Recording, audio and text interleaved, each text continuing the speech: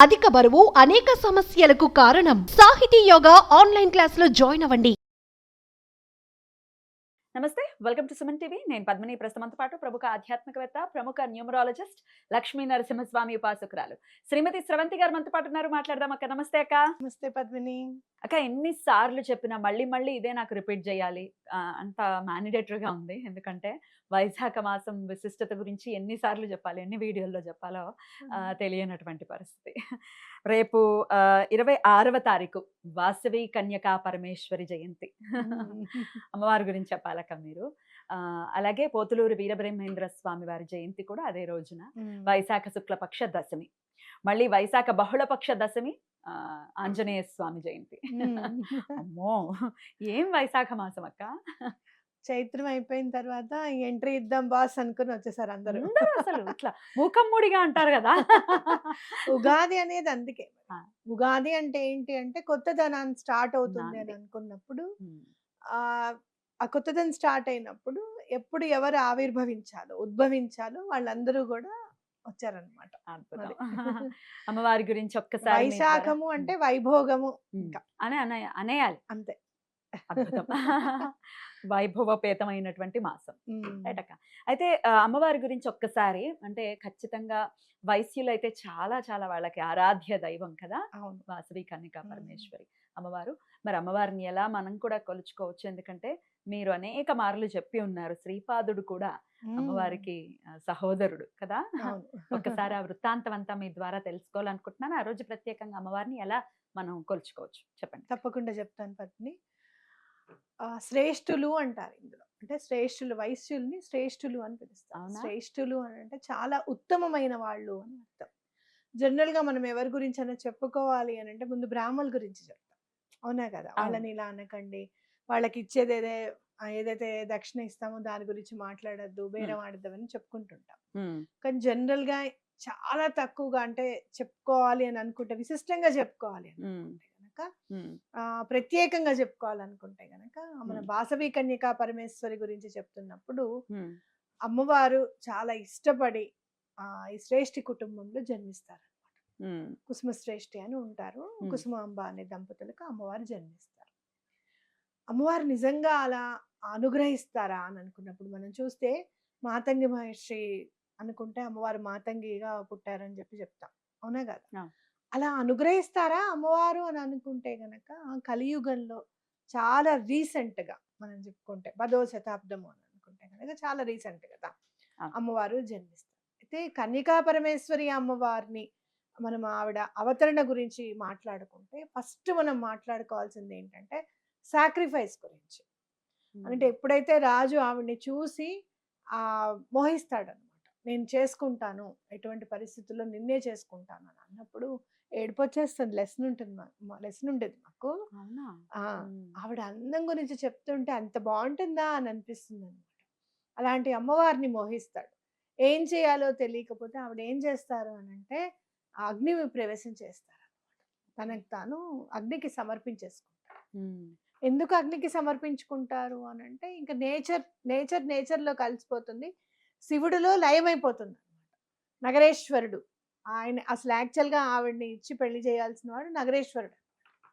కానీ ఈయన మోహిస్తాడు కాబట్టి, యాక్చువల్గా మరి అమ్మవారు కదా, మరి ఏమైనా చెయ్యాలి అని అనుకుంటే యుద్ధం చేయొచ్చు కదా, శిక్షించొచ్చు కదా. కానీ అక్కడ అమ్మవారు ఏమని ఆలోచించారు అని అంటే, యుద్ధం చేస్తే చాలా మంది జీవితాలతో మనం ఆడుకున్నట్టు అవుతుంది, ఇక్కడితో నేను అవతరణ నా ఏదైతే అవతరణ ఉందో అది సమాప్తి చేసేసుకుంటే గనక.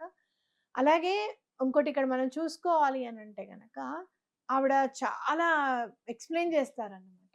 అసలు మనిషి అనేవాడు ఎలా ఉండాలి, ఎందుకు ఆవిడ చూస్ చేసుకున్నారు అని చెప్పి చాలా ఎలాబరేట్గా ఎక్స్ప్లెయిన్ చేసుకుంటూ వస్తారు.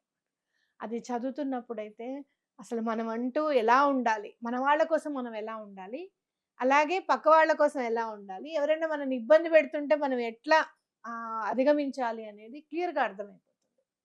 ఇక్కడ నాకు బాగా నచ్చిన విషయం ఏంటి అని అంటే, ఆవిడ సహోదరి శ్రీపాద శ్రీవల్లభులకి అని చెప్పి, అప్పుడు అబ్బా అంత బాగుంటుందా అమ్మవారు అని చెప్పి నేను చదువుకున్నప్పుడు ఇంకా గుర్తుంది.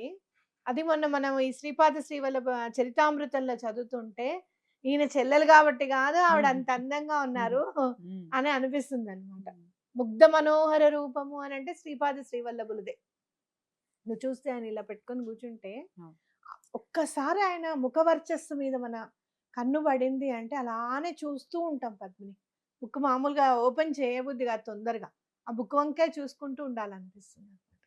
అలా మనం చూసుకుంటే కనుక మరి ఏం చెయ్యాలి మనం ఈ రోజున అమ్మవారి ఆరాధన. అమ్మవారికి ఏం చెయ్యాలి అని అంటే గనక తప్పకుండా పసుపు కుంకుమ గాజులు చీర తప్పకుండా సమర్పించండి అమ్మవారికి అని ఖచ్చితంగా చెప్తాను. ఆలయాలు ఉంటాయి, మోస్ట్లీ ఉంటాయి. ఒకవేళ లేదంటే మాకు తెలీదు వాసవి కన్యకా పరమేశ్వరి అమ్మవారి ఆలయం లేదు అనుకుంటే పెద్ద హైదరాబాద్ లో మీరు పెద్ద గుడి కొత్తపేట నాగోల్ దగ్గర ఎంత పెద్ద టెంపుల్ అసలు మ్మ్. అమ్మవారిది. ఆ రోజు వెళ్ళమంటారా? ఆ, అలాగే పెనుగొండలో అమ్మవారి గుడి ఉంది. అవును. అక్కడికి వెళ్ళాలనుకుంటే చాలా అక్కడికి కూడా బాగుంది. వెళ్ళొచ్చు. చక్కగా వాళ్ళు బంగారపు చీర కూడా అమ్మవారికి కడతారు కడతారు ఆ రోజున. ఆ రోజున. చాలా బాగుంటుంది.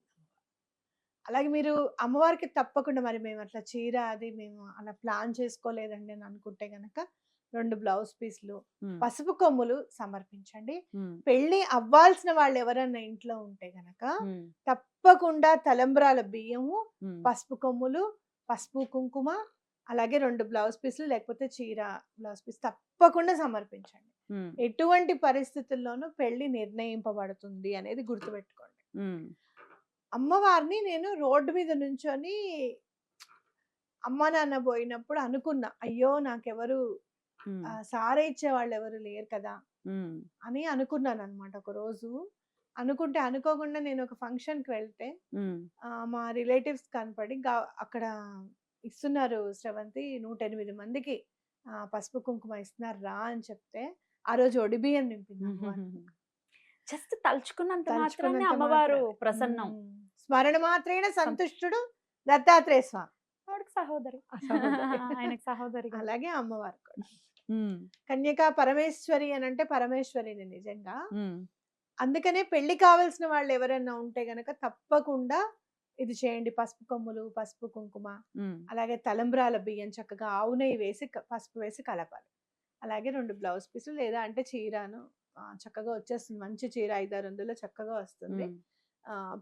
పెట్టండి. పెళ్ళి అవ్వాలి, మంచి వరుడు లభించేటట్టు చూడమ్మా అని చెప్పి దండం పెట్టుకొని ఇస్తే తప్పకుండా కోరిక నెరవేరుతుంది. మ్మ్.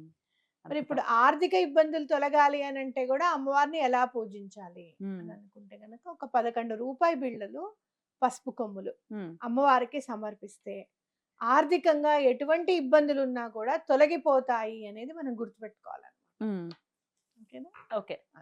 ఖచ్చితంగా గుళ్ళో వేసేయమంటారా? గుడికి వెళ్ళి ఇస్తే చాలా మంచిది. మ్మ్. హైదరాబాద్ వాస్తవ్యులైతే ఇంకా తప్పకుండా ఇక్కడ కొత్తపేటలో ఉంది. లేదా మీకు దొరకలేదు ఎక్కడ అంటే nearby Vasavi Kanyaka Parameshwari temple అని కొట్టండి. మ్మ్. అలా కుదరలేదంటే ఏ అమ్మవారి టెంపుల్ కన్నా వెళ్ళండి, ఇవ్వండి. అమ్మవారిని ఈ రూపంగా కొలుచుకుంటున్నాం ఇవాళ అని చెప్పి దండం పెట్టుకొని ఇవ్వండి. దగ్గరలో దత్తాత్రేయ స్వామి టెంపుల్ ఉందనుకోండి, అక్కడ కూడా వెళ్ళి ఇవ్వండి. మ్మ్. ఆయన నీ సహోదరికే కదా, నువ్వే నువ్వే. సమర్పించేసే స్వామి. నువ్వే అందించు. జనరల్ గా పుట్టినరోజు అంటే ఏం చేస్తాం, పుట్టింటికి వెళ్తాం, అవును. అవునా కదా? అవును. ఆవిడ ఇంట్లో కంటే ఆయన ఇంట్లోనే ఉంటారు అనేది గుర్తుపెట్టుకోవాలి. అద్భుతం, చాలా బాగా చెప్పారు. చాలా చాలా కృతజ్ఞతలక్క. చక్కగా అమ్మవారి గురించి తెలుసుకోవటం అనేది సుకృతంగా భావిస్తూ ప్రతి ఒక్కరు ఆ రోజును వినియోగించుకోవాలని మనస్ఫూర్తిగా మనవి చేస్తూ కృతజ్ఞతలక్క. నమస్తే. నమస్తే.